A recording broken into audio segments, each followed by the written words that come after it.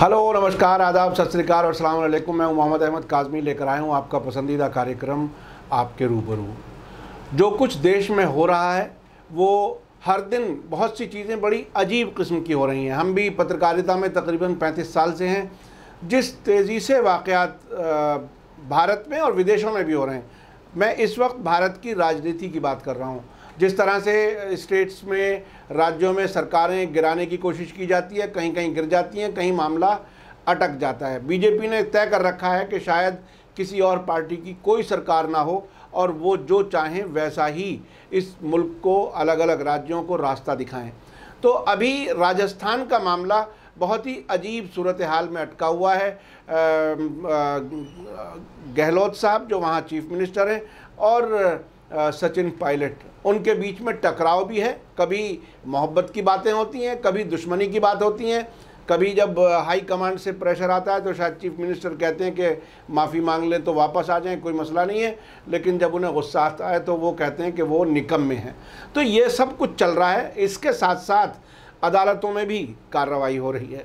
इस सब के को समझने के लिए मेरे साथ ख़ास मेहमान हैं। रविंद्र कुमार जी पेशे से एडवोकेट हैं, लेकिन बड़ी पैनी नज़र रखते हैं। वेलकम है सर आपका। आप ये बताइए कि ये राजस्थान में आखिर ऊँट किस करवट बैठेगा, आखिर क्या होगा? देखिए, ऊँट तो अपने आप में बेटा जानवर है। जी जी। और ये कहा जाता है कि जब सारी दुनिया बन गई तो जो सामान बचा उसे ऊँट बना दिया गया। जी जी, ये कहावत है। हाँ। और ऊँट जब बना है और अजीब गरीब जानवर है, तो जिस राज्य में आप कह रहे हैं कि ऊँट किस करवट बैठेगा, और वो राज्य ऊँट के लिए मशहूर भी है। वहाँ राजस्थान में ऊँट होता भी है। और मजे की बात यह है कि ऊँट करवट से नहीं बैठता। कहावत जरूर है। हाँ। कभी आपने ऊँट को किसी करवट बैठे हुए नहीं देखा होगा। जी जी। तो इसी तरह की पॉलिटिक्स जो है वो राजस्थान की हो गई है। हाँ। राजस्थान में कभी किसी आदमी को आज के दिन नहीं समझ आ रहा कि ये आखिर तमाशा हो क्या रहा है। हाँ। और ये क्यों हो रहा है। जी। और किस वजह से हो रहा है। क्या आखिर जरूरत क्या थी इस सब की, ये भी तो एक सवाल है। जी हाँ। जी। तो दो बातें आपको याद रखनी चाहिए। हाँ। कि एक तो यह है कि भारतीय जनता पार्टी चाहती है कि वो कांग्रेस मुक्त भारत बनाए। और कांग्रेस मुक्त भारत बनाने का उनका तरीका यह है कि कांग्रेस अगर जनता उसे जिता देती है तो उसके एमएलए को येन केन प्रकारेण पैसा देके, लालच देके, दबाव बनाकर, ईडी का इस्तेमाल करके, सीबीआई का इस्तेमाल करके, इनकम टैक्स का इस्तेमाल करके अपने पाले में आने को मजबूर कर दें। जी जी जी। क्योंकि आज यानी शरीफ आदमी अपनी जगह टिक ही नहीं सकता। सब आज का भाजपा का जो भारत है उसमें शरीफ आदमी को जिंदा रहने का अधिकार नहीं है। जी जी जी। उसको अगर जिंदा रहने की बात है तो उसे भेड़ बकरी की तरह तो रह सकता है वो। जी। अगर जहाँ उसे नज़र उठाई तो ईडी और सीबीआई और आईडी और ये एनआईए और यूएपीए सब आपके पीछे लग जाएंगे। जी जी जी। तो आप यूपी में तो बड़े दिलचस्प अंदाज में एनएसए लग रहा है साहब। एनएसए का मुझे लगता है कोई और कानून भी उठा लाएंगे तो वो भी लगा देंगे। जी जी जी जी जी। वो बहुत ही गैर मामूली हो रहा है। तो अब आपको क्या लगता है राजस्थान में क्या कुछ हो रहा है और आगे क्या होने की उम्मीद है?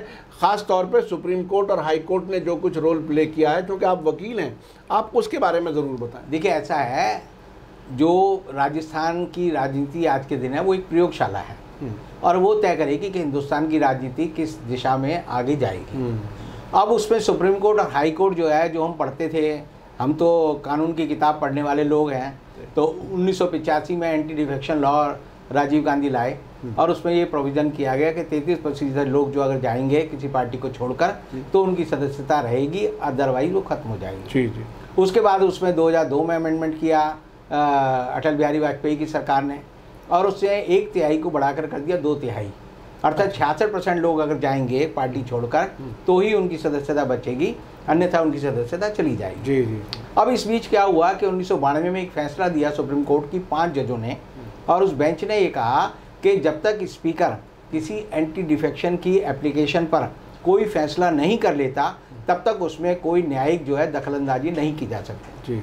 तो ये हमने भी पढ़ा है और हम भी यही सलाह देते हैं लोगों को। जी जी। अब कई बार होता है कानून वो नहीं होता जो वकील पढ़ता है या किताबों में लिखा होता है, कानून वो होता है जो जज के दिमाग में खदबदा रहा होता है।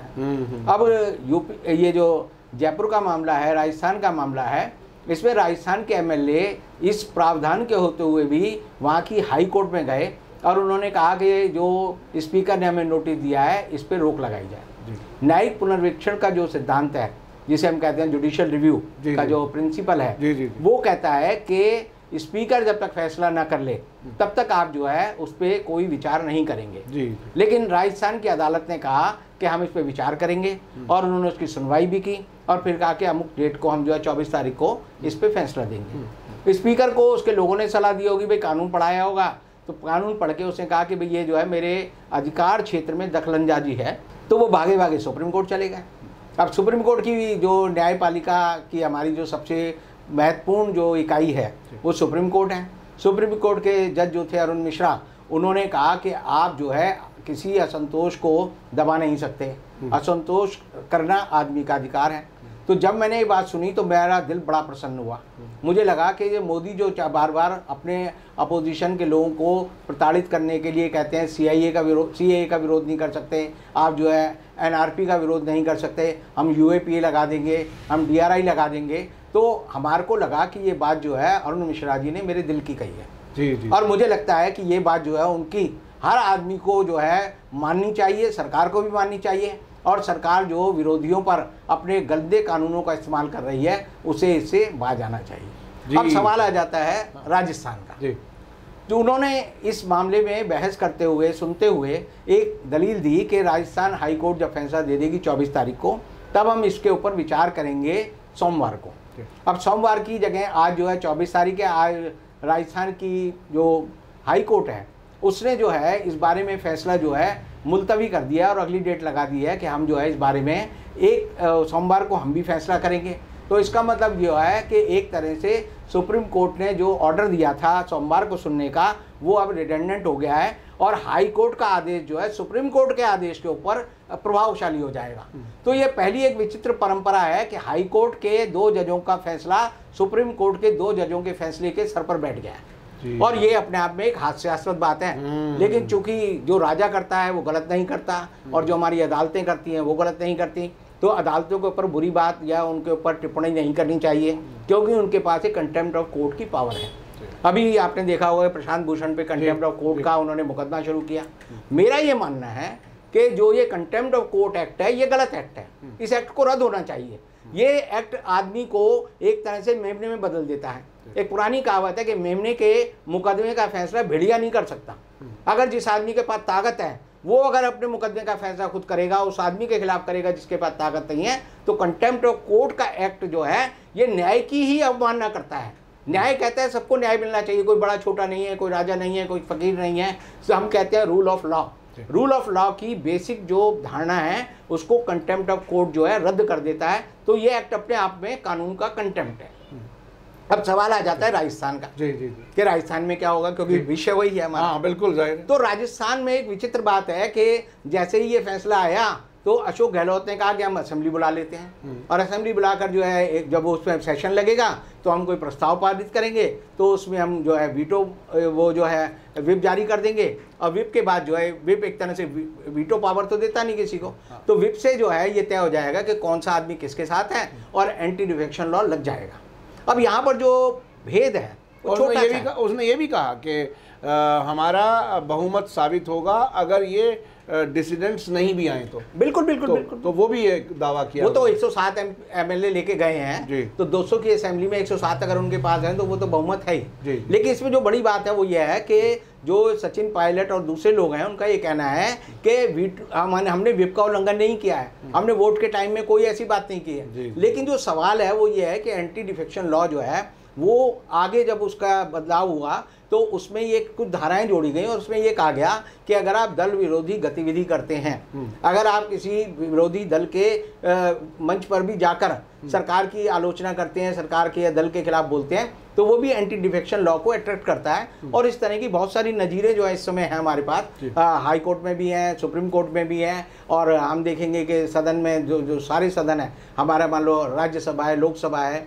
मैं एक मुकदमा कर रहा था वो नटवर सिंह जी का था, उनको जो है वो मायावती के मंच पे चले गए थे और उन्होंने एक रैली की थी जोधपुर में जाटों की, तो उसके बाद कांग्रेस ने उनके खिलाफ जो है एंटी डिफेक्शन लॉ को इम्प्लीमेंट किया और सुप्रीम कोर्ट ने कहा कि ये जो है ये एंटी डिफेक्शन लॉ में आते हैं। तो इस तरह की बहुत सारे जो हमारे यहाँ जो कानून का जंगल है वो ऐसा जंगल है कि उसमें आप अगर कभी आप गाय ढूंढने जाओगे तो हिरण मिल जाएगा और कभी बकरा ढूंढने जाओगे तो शेर मिल जाएगा, क्योंकि नतीजा जो आता है, जो फैसला मिलता है और जो आपने पिटीशन डाली है, हो सकता है उन दोनों का कोई संबंध ना हो, कानून वो है जो अदालत ने अपने पेपर पे लिख दिया है। तो इसीलिए बहुत सारे लोग जो कानून को नहीं जानते या बड़े नासमझ होते हैं या समझते हैं कि अकलमंदी से कानून बनता है, वो दरअसल जो है कई बार बड़े मायूस हो जाते हैं। और वो मायूसी मैं जनता के दिल में आज के समय देख सकता हूँ। लोग कहते हैं क्या हो रहा है, तो मैं भी कहता हूँ भाई यही हो रहा है जो तुमने किया है।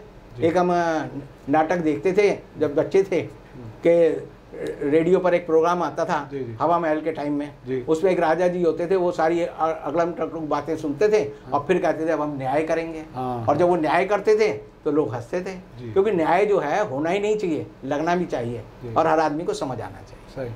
तो ये जो बीजेपी की जो कोशिश, जिस तरह से अलग अलग स्टेट्स में उनकी मुसलसल कोशिशें हैं कि वो कर्नाटका का एक ड्रामा हमने देखा है, और त्रिपुरा और गोवा तो उन्होंने बग़ैर मतलब कांग्रेस मैदान में उतरी ही नहीं अपनी सरकार बनवाने के लिए, उन्होंने अपनी सरकार बना ली कम वोटें होने के बाद भी।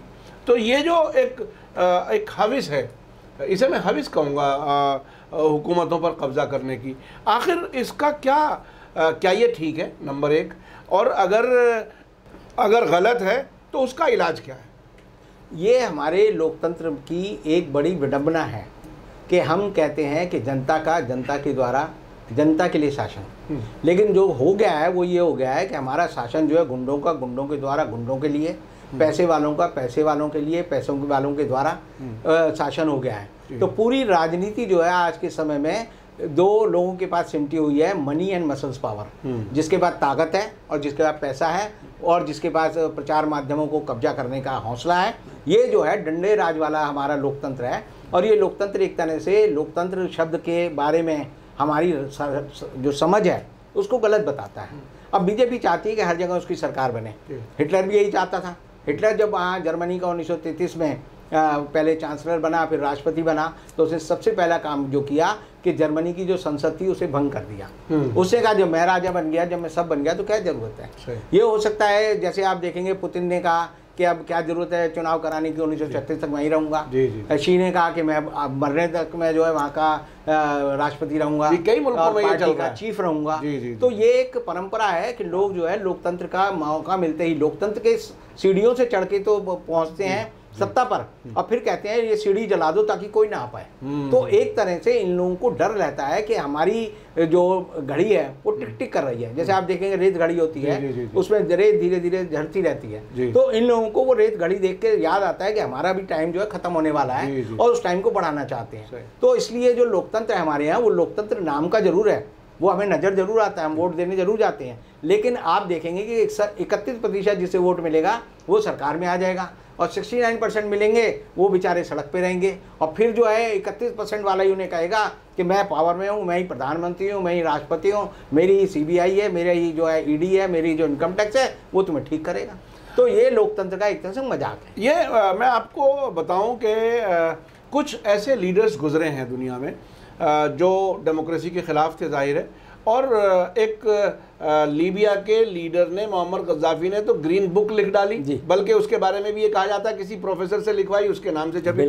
उसमें उन्होंने ये कहा कि साहब डेमोक्रेसी जो है वो ठीक नहीं है और इसमें तो अगर दो से ज़्यादा पार्टियां हैं तो अगर 60% या 70% विरोध में भी हो, 30% वालों की सरकार बन जाती है, तो इस डेमोक्रेसी का हमें क्या फ़ायदा।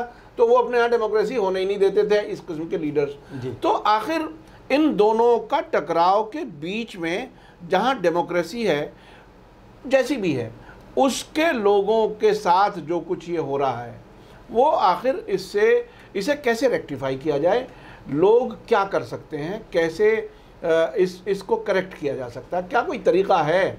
देखिए, बुनियादी बात यह है कि हर इंसान शांति से अपने बच्चों के साथ, अपनी फैमिली के साथ तरक्की होते हुए मुल्क में रहना चाहता है। ये जो लोग अमेरिका और कहाँ कहाँ जाते हैं, हालांकि वहाँ भी अब हालात बहुत बुरे हो रहे हैं, तो हम अपने देश को अच्छे से ख़ास तौर पे सामाजिक एक तरह से अच्छे ताल्लुकात के साथ, सेकुलरिज्म के साथ, जिस तरह से हमारा मुल्क 47 के बाद में बना था, और मिलकर के तरक्की करने की बात हो, वो कैसे हो? इस तरह की डेमोक्रेसी में तो इम्कान बज़ाहिर नज़र नहीं आते।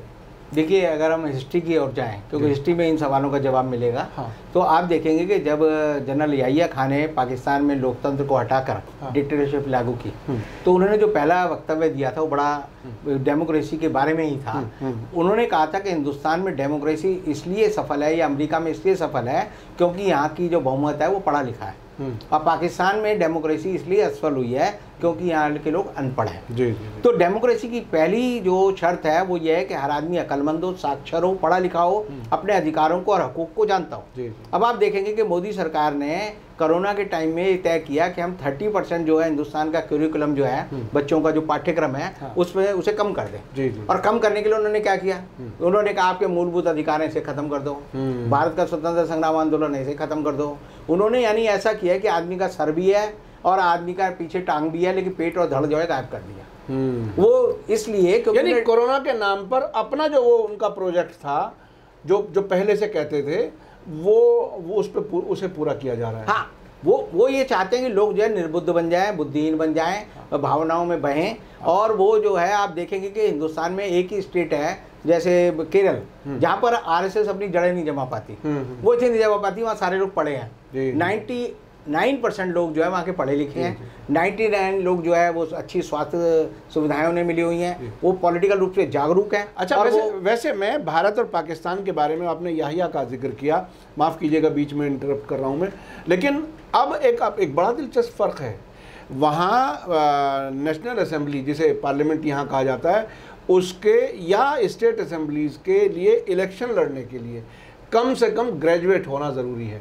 हमारे यहाँ ऐसी कोई कंडीशन नहीं है। नहीं, पाकिस्तान में उलट पुलट हो गया वो। याहिया मैं लेकिन आज से 50 साल पहले की बात आप कर रहे हैं, लेकिन आज पाकिस्तान ने अपने को सुधारा है। हाँ, पाकिस्तान की सुप्रीम कोर्ट ही एक ऐसी सुप्रीम कोर्ट है जिसने वहाँ के 2 प्रधानमंत्रियों को सजा दी। पाकिस्तान की सुप्रीम कोर्ट की ऐसी सुप्रीम कोर्ट है जिसने पनामा पेपर में जो है नवाज शरीफ को सजा दी। हमारे यहाँ पनामा पेपर का केस जो चला और वो पता नहीं किस बस्ती में गायब हो गया, अमिताभ बच्चन को जिसको कि जेल में होना चाहिए या और लोगों को सजा भुगतनी चाहिए, वो सब जो है सदी के महानायक बने हुए हैं। तो एक तरह से हमारी जो सुप्रीम कोर्ट और पाकिस्तान की सुप्रीम कोर्ट, अगर हम दोनों की तुलना करें, तो मुझे लगता है कि पाकिस्तान की सुप्रीम कोर्ट या पाकिस्तान की आवाम जो है ज़्यादा पढ़ी लिखी हो गई है और ज़्यादा अक्लमंद हो गई है, और हम थोड़े ज़्यादा जाहिल हो गए हैं। जी। हाँ, तो खैर ये बात बीच में मुझे याद आई तो मैंने सोचा बता दूं। हमें दर्शकों को, चूँकि सोशल मीडिया के ज़रिए मैं समझता हूँ हमारी सबकी जिम्मेदारी है लोगों को एजुकेट करें, चीज़ों को इन्फॉर्मेशन ज़्यादा से ज़्यादा दें। इसलिए मैं कभी कभी बीच में कुछ सवाल करता हूँ, आखिर क्या हो, हल क्या हो, जो हम भारत की डेमोक्रेसी के बारे में बात करें। देखिए, भारत में आप देखिए प्रेस है, हाँ, प्रिंट मीडिया है, रेडियो टेलीविज़न है, और सरकारी प्रचार है, और जो आम बातचीत की जाती है देश में, वो देश के लोगों को बेवकूफ़ बनाने में लगी रहती है। वो चाहती है कि आप अकल की बात ना करें। लोग जो है ऐसे ऐसे सवाल करेंगे, ऐसे ऐसे जवाब करेंगे कि लगता है कि इन लोगों ने बेसिक जो नॉलेज है, बेसिक जो चीज़ें हैं वो नहीं पता, और सरकार हमें बेवकूफ़ बनाना चाहती है और हम बड़े आसानी से बेवकूफ़ बन रहे हैं। तो उससे बाहर निकलने का तरीका यही है कि आप पढ़ें, लिखें, समझें, और ये समझें कि आप जो है अपने लिए नहीं जी रहे, आपको आने वाली नस्लों के लिए जीना पड़ेगा। अगर आप नहीं जिएंगे तो आप देखिए, हिंदुस्तान में जब से मोदी सरकार आई है, 50,000 हिंदुस्तान के लोग ऐसे हैं जो हिंदुस्तान छोड़कर विदेशों में उन्होंने नागरिकता ले ली है। वो कहते हैं, मैं उनको कई बार बात करता हूं तो वो मुझे कहते हैं कि यहाँ पर रहना जो खतरे से खाली नहीं है। तो वो कहते हैं कि हमने तो संघर्ष कर लिया, लेकिन हमारे जो बच्चे हैं जो बड़े लाज और लालन पालन जिनका बड़े लाज के और प्यार के साथ हुआ है, वो यहाँ की जो है बदतमीजियों को सहन नहीं कर पाएंगे। तो लोग जो है 10-10 करोड़ रुपए देकर सिटीजनशिप खरीद रहे हैं, और आप देखेंगे बॉलीवुड के सारे एक्टर, हीरोइन, सब पता चलेगा कि वो सारे जो है विदेशों के नागरिक बन गए हैं, चाहे वो अक्षय कुमार हो या शाहरुख खान हो, या आप देखेंगे बड़े इंडस्ट्री जो हिंदुस्तान के 2-4 को छोड़ के सारे जो है विदेशों के नागरिक हैं, सारे NRI हैं। तो इस तरह से लोगों ने अपनी व्यवस्था कर ली है। और ये समझिए कि 30,000 लोग अगर गए हैं और 10-10 करोड़ रुपए लेके गए, तो हिंदुस्तान का वो तकरीबन जो है 3 लाख करोड़ रुपए पैसा ले गए हैं। हिंदुस्तान की सारी प्रतिभा जो है हिंदुस्तान में नहीं रहती, वो सारी अमेरिका, इंग्लैंड या ऑस्ट्रेलिया या यूरोप भाग जाती है। तो अगर हम एक मुल्क को जाहिल लोगों का मुल्क बनाना चाहते हैं, तो और जिसमें कि ज्ञान और विज्ञान की कोई बात ना हो, तो आप समझ लीजिए कि घंटा बजाने वाले लोग अगर आप इकट्ठे कर लेंगे, तो थोड़े दिन बाद हाल ये हो जाएगा कि जो भिखमंगे होते हैं, बाहर बैठे होते हैं, उनको जो प्रसाद देने वाले भी लोग नहीं मिलेंगे, क्योंकि किसी के पास कुछ बचेगा ही नहीं, और हालत जो है बड़ी खराब होती जा रही है। बहुत बहुत शुक्रिया रविंद्र कुमार जी, आपने बहुत ही अच्छे से बताया। देखिए ख़ास बातें जो है, एक तो बताया कि जो डेमोक्रेसी हमारे यहाँ है वो गुंडों के लिए, गुंडों के ज़रिए, गुंडों की, इसी तरह से मसल पावर वालों की, ये बात उन्होंने बहुत ही ज़ोर दे करके कही है। इसके अलावा जिस तरह से जुडिशरी में आपस में टकराव हाई कोर्ट और सुप्रीम कोर्ट के बीच में हो रहा है, क्योंकि आप वकील हैं, उसको बारीकी से आपको बताया है। इसके बाद ये भी बताया है कि लोग देश छोड़ करके जा रहे हैं, जिनके पास पैसा है, जिनके पास गुंजाइश है, वो विदेशों में जा कर के बस रहे हैं। तो ये बहुत ही एक तरह से बदकिस्मती है मुल्क की कि अगर मुल्क के अच्छे लोग, पढ़े लिखे लोग, पैसे वाले लोग चले जाएं तो जाहिर है यहाँ मुश्किलात बढ़ेंगी। जिस तरह से डेमोक्रेसी में बड़ी तादाद में लोग हुकूमत के ख़िलाफ़, आज की हुकूमत जो है वो तकरीबन 30% के आसपास की बताई जाती है, उसके अलावा 70% ने अगर वोट नहीं दिया तो 30% की मर्ज़ी पर आप जिए, यही डेमोक्रेसी है। लेकिन सबका साथ, सबका विकास, सबका विश्वास की बात जो हो रही है वो बज़ाहिर नज़र नहीं आ रहा। इसी के साथ आपका बहुत बहुत शुक्रिया। अब मुझे दीजिए इजाज़त। धन्यवाद, शुक्रिया। जय भारत, जय हिंद।